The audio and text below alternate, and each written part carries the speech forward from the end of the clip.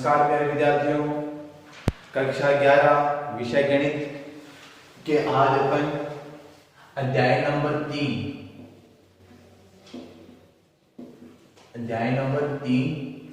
त्रिकोणमिति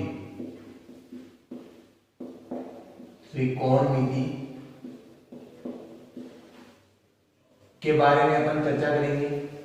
अध्याय नंबर जो 3 अपना दे रखा है त्रिकोणमिति। हालांकि जो अब सिलेबस नया जारी हुआ है उसमें इसके थोड़े बहुत टॉपिक हैं वो हटाए भी गए हैं, लेकिन पूरा अध्याय नहीं हटाया गया है, ठीक है ना। तो ये अपन को ध्यान में रखना है। आपकी किताब में से 4 चैप्टर हटा दिए गए हैं, ठीक है ना। जो आपकी पूरी किताब की एनसीईआरटी वाली जो आप बेस्ड जो आपकी 11वीं किताब थी उसमें से 4 चैप्टर हटा दिए गए। वो कौन कौन से हटाए हैं उनका मैंने एक सिलेबस एक वीडियो जारी कर दूंगा, ठीक है ना। और उसके मैं पूरा डिटेल बता दूंगा कौन से चैप्टर से क्या क्या चीज हटी है, कौन सी चीज चैप्टर से क्या क्या अपने को नहीं पढ़ना है, वो पूरा उस वीडियो के अंदर आपको मिल जाएगा। लेकिन आज अपन चैप्टर नंबर फर्स्ट वो तो अपन कंप्लीट कर भी चुके हैं। अध्याय नंबर 1 जो अपन था समुच्चय वाला चैप्टर वो अपन कंप्लीट कर चुके हैं। उसके बाद में अपन चैप्टर नंबर 3 के बारे में बात करते हैं। Chapter number 3 त्रिकोणमिति। हालांकि यदि अपन देखें तो ये चैप्टर बड़ा इंपॉर्टेंट है 11वीं क्लास के लिए ही नहीं 12वीं क्लास के लिए भी। आगे भी जब अपन पढ़ते हैं तो त्रिकोणमिति वाला चैप्टर है, पूरा का पूरा पार्ट पूरा का पूरा बड़ा इंपॉर्टेंट है। हालांकि इसमें से जो टॉपिक हटाए हैं वो भी माइनर है, ज्यादा अपने पास जैसे प्रूव करने वाले थे वो थोड़े बहुत हटाए हैं, यानी प्रूव नहीं करना, उनको अपन को केवल बस समझना है कि हाँ सीधे फॉर्मूले अपन को याद रखने, प्रूव नहीं पूछेगा अपन से, ऐसा उसने सिलेबस के अंदर कहा है अपने को कि प्रूव नहीं पूछ जाएंगे और बाकी सीधे अपन को डायरेक्ट फॉर्मूले अपन को अप्लाई करने होंगे, ठीक है ना। पहले कई बार उनके जो प्रश्न थे उनके प्रूव भी पूछ लिए जाते थे, लेकिन अब उसने कह दिया प्रूव नहीं पूछेंगे अपन, डायरेक्ट अपन को फॉर्मूले बेस्ड पे वो क्वेश्चन करने होंगे। तो अपन त्रिकोणमिति की बात करते हैं। त्रिकोणमिति नाम से पता है, त्रि मतलब 3, कोण मतलब कोण, यानी 3 जो कोण होते हैं त्रिभुज के अंदर उनकी ज्यामिति की बात कर रहा है ये, ठीक है ना। और 3 कोण कौन से हों, 3 त्रिभुज के अंदर होते हैं और त्रिभुज की अपन इसके अंदर चर्चा करेंगे। लेकिन उससे पहले अपन बात करते हैं कोण की। सबसे पहले अपन बात किसके करते हैं, कोण की, कि कोण क्या होता है। सिंपल सी बात, कोण क्या होता है अपन छोटी क्लास में पढ़ के आते हैं, कोण रेखा इनके बारे में अपन, ठीक है। तो लेकिन अपन एक बार छोटा सा माइनर अपन पूरा बेसिक से स्टार्ट करके चलते हैं और एकदम धीरे धीरे मैं आपका लेवल 11th क्लास तक ले आऊंगा। ये अपन छोटी क्लास की बात करके और फिर अपन बड़ी क्लास की ओर बढ़ेंगे इसके अंदर। तो सबसे पहले मैं बात करता हूं कि कोण, तो कोण किसे कहते हैं। कोई भैया मन में अपने जिज्ञासा है तो अपने आप बताओ लेकिन क्या होता है कोण, है ना। तो कोण चलो नहीं पता उनके लिए मैं बता भी देता हूं, पता है उनके लिए तो बहुत बढ़िया बात है, नहीं पता है तो मैं एक बार डेफिनेशन लिख रहा हूं, उस डेफिनेशन को एक बार समझना और उसके बाद में अपने आप याद हो जाएगी डेफिनेशन भी आपको, कि एक बिंदु से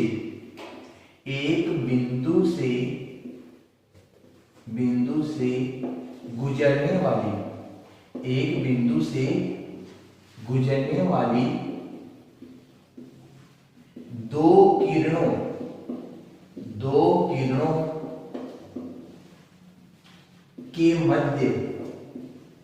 के मध्य झुकाव,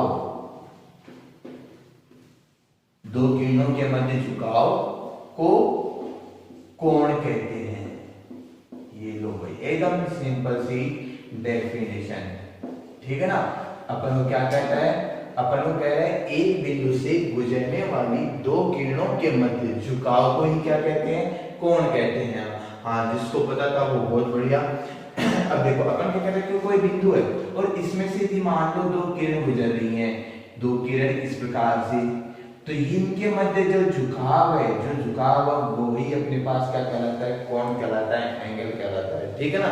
एकदम सिंपल डेफिनेशन है। अपन को एकदम अच्छी तरह से इसका नाम अपन और रख लेते हैं। यहाँ पर ये मेरे पास ए, ये मेरे पास बी, तो अपन कह सकते हैं कि दो किरण ओ ए और ओ बी हैं, उनके मध्य झुकाव कौन सा है, मेरे पास ये, तो ये मेरे पास क्या कहलाएगा, कोण कहलाएगा, ठीक है ना। आपने 3 चीज पढ़ रखी है, क्या पढ़ रखी है, एक तो पढ़ रखा है रेखा, एक पढ़ रखी किरण, और एक अपन रेखा और रेखा किरण और एक रेखा खंड, ठीक है ना।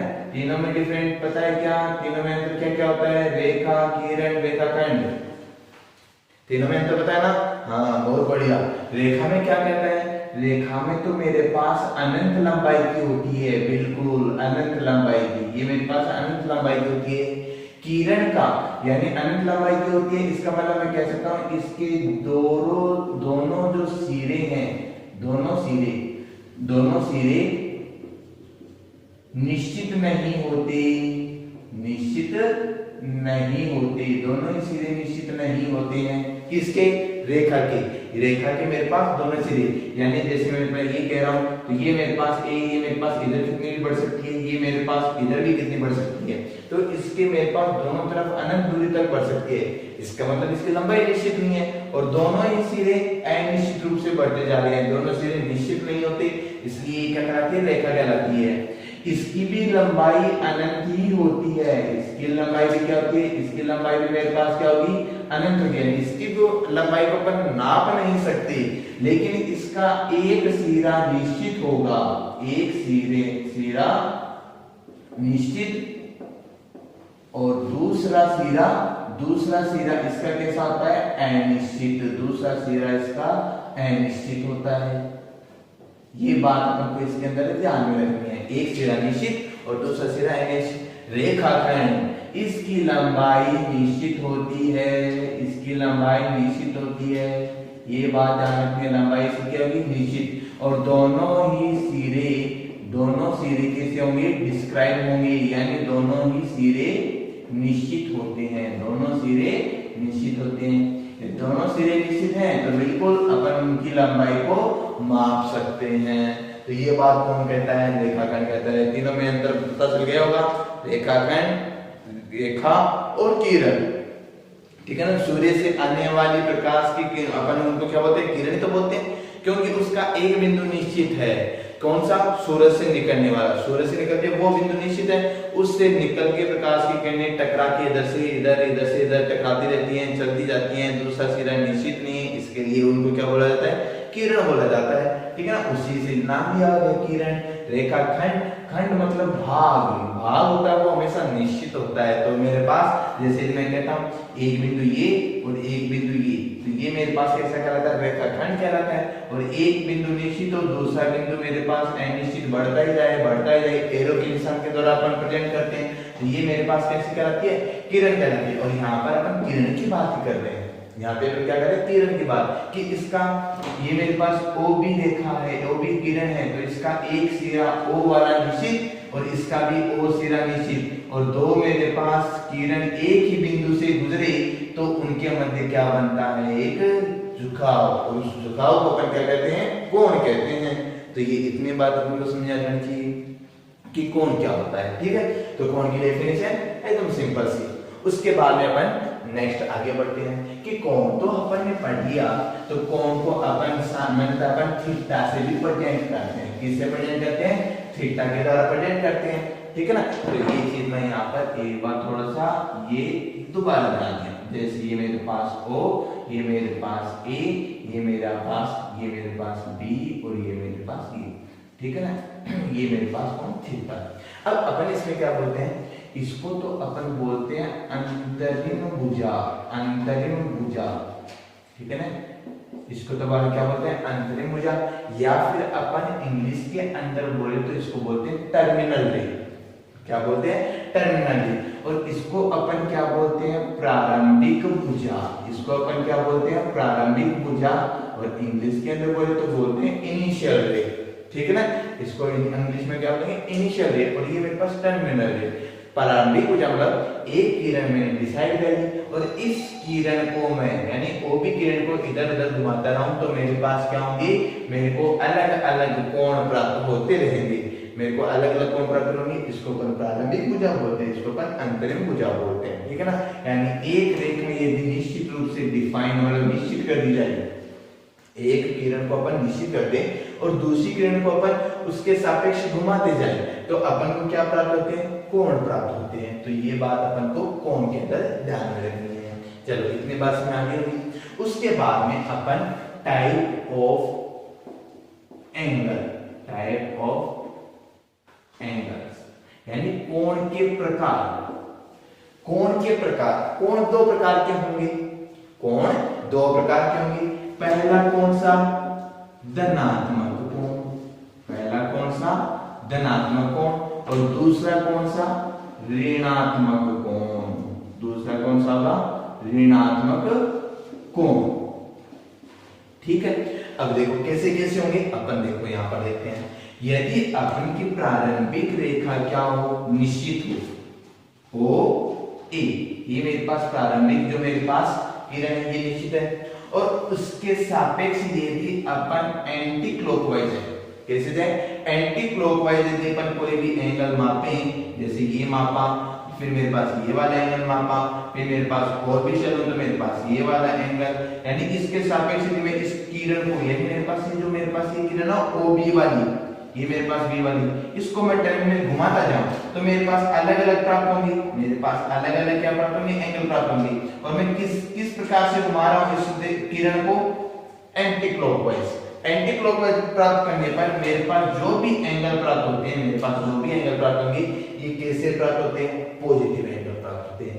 यानी अपन कह सकते हैं प्रारंभिक किरण को के सापेक्ष, प्रारंभिक किरण के सापेक्ष अंतरिम भुजा यानी टर्मिनल रे को यदि अपन एंटी क्लॉकवाइज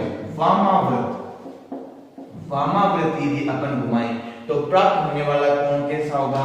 धनात्मक होगा। प्राप्त होने वाला कोण कैसा होगा? धनात्मक होगा। ठीक है ना? किस प्रकार से घुमाना है? एंटी क्लॉकवाइज ये अपन को इसके अंदर इस प्रकार से घुमाएं तो मेरे को कैसा कोण प्राप्त होगा? धनात्मक प्राप्त होगा।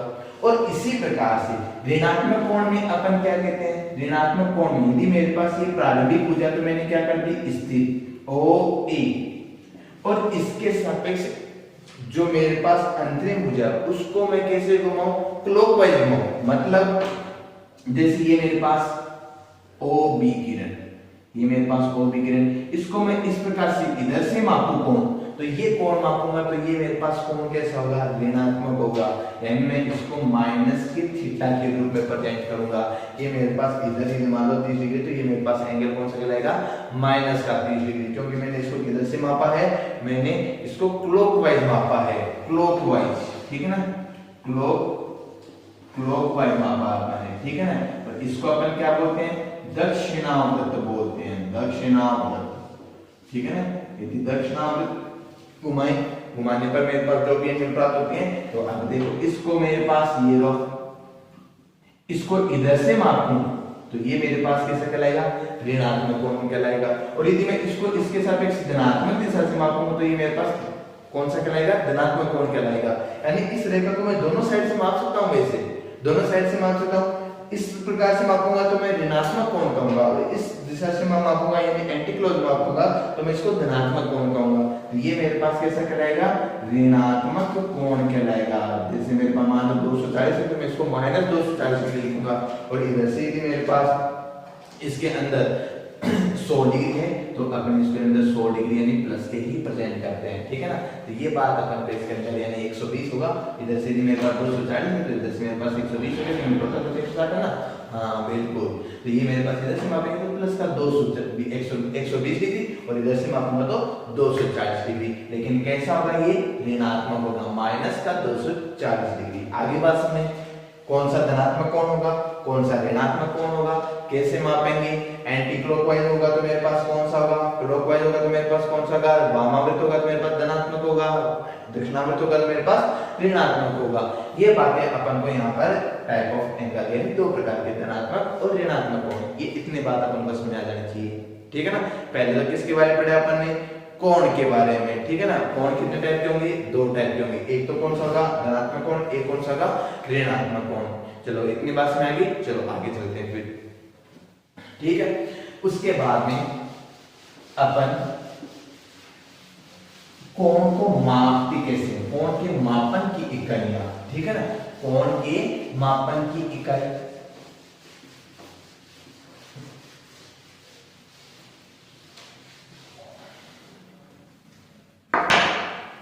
कोण के मापन की इकाई, उनकी इकाइयां। ठीक है, कोण के मापन की। बेसिकली तो अपन डिग्री और रेडियन के बारे में चर्चा करते हैं। कौन सी? डिग्री और सेकंड नंबर रेडियन, ठीक है ना।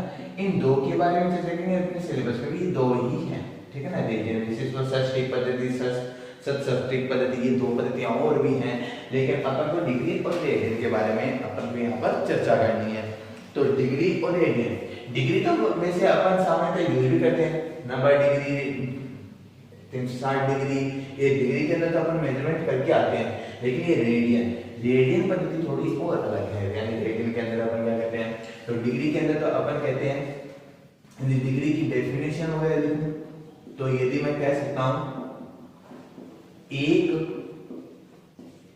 परिक्रमण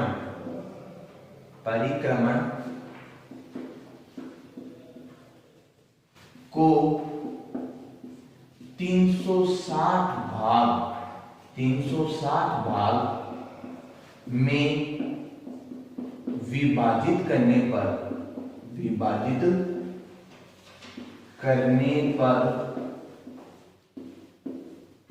प्राप्त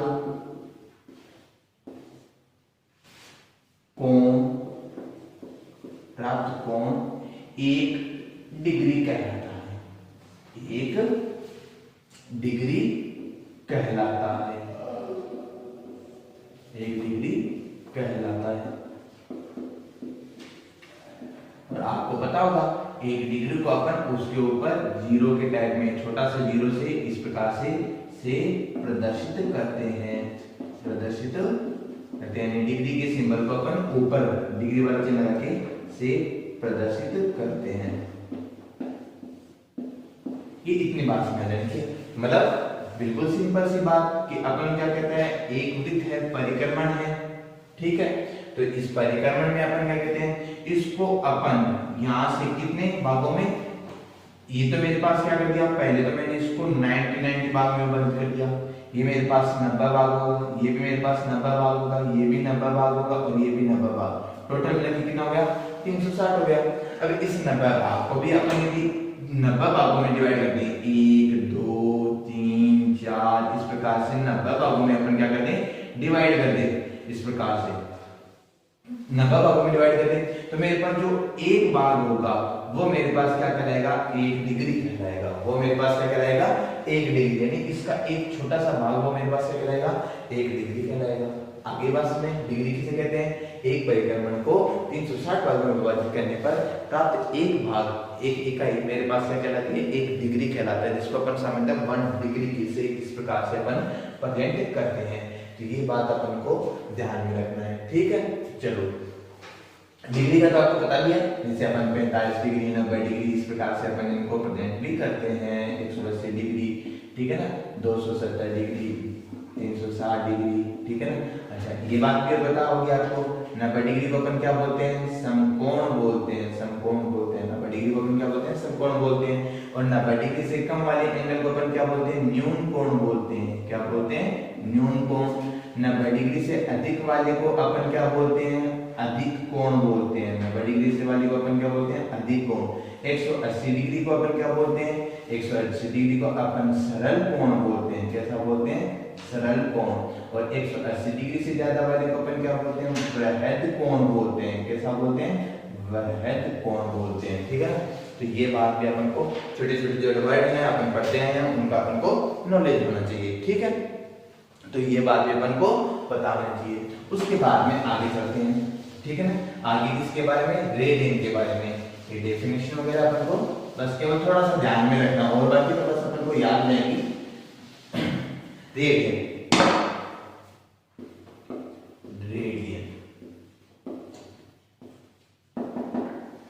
चलो बाद में ये वीडियो थोड़ा सा लंबा हो जाएगा, इसलिए रेडियन के बारे में अपन अगले पार्ट के अंदर ही करेंगे, ठीक है ना। रेडियन के बारे में अपन विशेष चर्चा करेंगे रेडियन की थोड़ी, क्योंकि ये अपने लिए नया है, इसलिए रेडियन के ऊपर थोड़ी सी विशेष चर्चा करेंगे, इसलिए अपन इसको नेक्स्ट पार्ट के अंदर करते हैं, ठीक है ना। तो चलो आज के लिए इतना काफी है, धन्यवाद। ये सभी चीजें आप बिल्कुल पुरानी चीजें हैं, लेकिन इनका भी आप एक बार रिविजन करना है आपको, ठीक है ना। पुरानी चीजों का अपन को बार बार मेजर करना चाहिए, अपन उसको भूल ना जाए, तो इसलिए इनको एक बार दोबारा रिविजन करना, वीडियो को 2 बार देख लेना, इतने में सब पूरा का पूरा समझ जाएगा। धन्यवाद भैया।